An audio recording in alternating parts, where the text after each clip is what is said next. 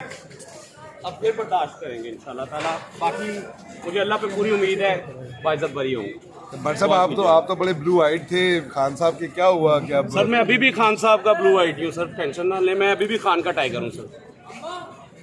पकड़ा क्यों है? टॉर्चर तो नहीं हुआ? सर ये तो आपको पता है, मुझे तो अभी लेकर आए हैं, मुझे तो बिल्कुल पुलिस ने तशद्दुद तो नहीं किया सर। ये आप देखें, पूरी बाजू टांगे मेरी कमर पीछे से शर्ट उतार के देखे, ठुड्डे मार मार के इन लोगों ने, ये देखे, ये मेरे हाथों को, मेरी कोनियां, मेरी कमर से शर्ट उतारे, मेरा इन लोगों ने इतना तशद्दुद किया मुझे। वहाँ पर वो वीडियो में लाइव बनाकर पहले फेंक चुका था और उसके बाद इन लोगों ने मुझे घसीटते वहाँ से लेकर आए। मेरा कसूर क्या है मुझे अभी तक नहीं बताया, मेरा कसूर क्या है। मेरे आपको गिरफ्तार कैसे किया गया? सर ये मेरे ऑफिस आए, मैं सुबह सोया हुआ था ऑफिस के अंदर, इन लोगों ने अंदर आकर मुझे वहाँ से मारते